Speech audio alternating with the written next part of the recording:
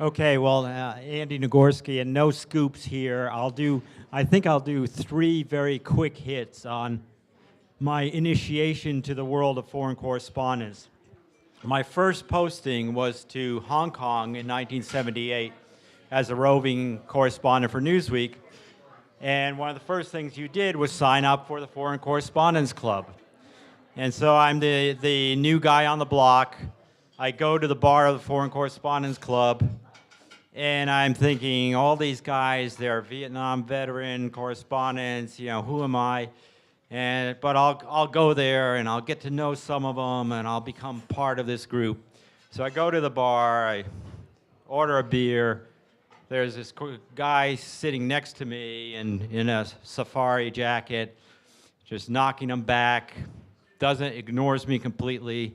Finally, I said, hi, I'm Andy Nagorski, I just arrived. And he looks at me, and he says, you been to Nam, kid? And I said, no, I haven't. He said, well, you ain't shit, and turned back, kept drinking. So that was my welcome to the world of foreign correspondence. It wasn't Charlie. Another quick welcome to the world of foreign correspondence. It's no surprise to many of you that I think there's a real difference between foreign correspondents who really gravitate to where the shooting is and those who, may go there if they have to, but are not exactly anxious to. And I found out very early where I was in that situation. In 1980, I was covering the Gwangju uprising in Korea. Some of you remember that, where the city there had been the military coup, the assassination of Park Chung-hee, and this was the home of Kim Dae-jung, who later became president, but then was an imprisoned dissident.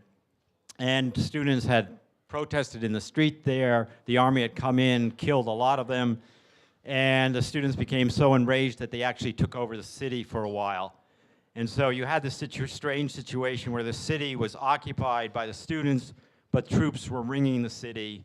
And those of us who are correspondents, because as everyone points out, those days, no communication other than like you have today, since they cut off all communications, we would try to drive in, navigate our way through the troop lines, get in, do our reporting, and then you have to get out to get to a telex somewhere to file. And one of the people, we would team up in cars, and one of the people I teamed up with often was Terry Anderson, who many of you know of the AP, of course. And one morning at breakfast, when we're about to do this run, Terry says, I'm really worried that I won't be in Gwangju when the shooting starts. And I'm thinking at that moment just the opposite. And that's sort of defined my view of these things.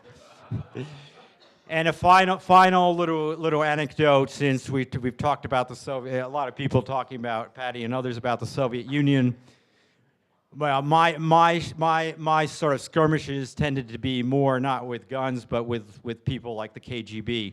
And one of the few times I felt I triumphed was in an early trip when I went to Moscow the first time in '81 as a correspondent. It was to Vilnius in Lithuania. And in those days, the procedure was, this is after the Helsinki Accords, you had to let the Foreign Ministry Press Department know where you were going at least 2 working days beforehand. But unless they told you overtly no, in theory, you had the right to go. So I told them I was going to Vilnius.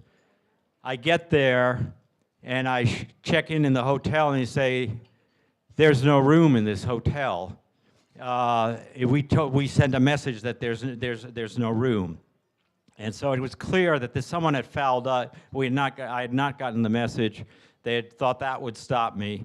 So I managed to actually stay the night in someone's home, which was very rare in those days. But the point was that the other part of that, the routine in those days, when you traveled within the Soviet Union, for some reason, you got a ticket one way to whatever place you were going to outside of Moscow, and then you had to buy your ticket there.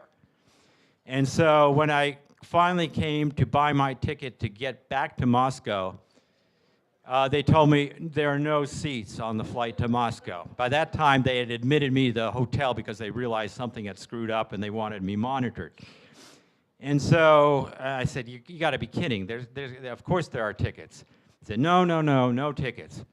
So I went up to my room. I called the Moscow bureau, our office assistant, and I said, knowing, of course, that they're listening, look, I'm here in Vilnius. I'm writing this story about the growing support in Lithuania, this is 1981, for solidarity in Poland. And with a couple more days reporting, I'll really have this story nailed. I put down the phone. And 5 minutes later, Господин Nagorski, we found a seat on that flight. And by the way, there's a car waiting to take you to the airport. So that's the only scoop I'll claim.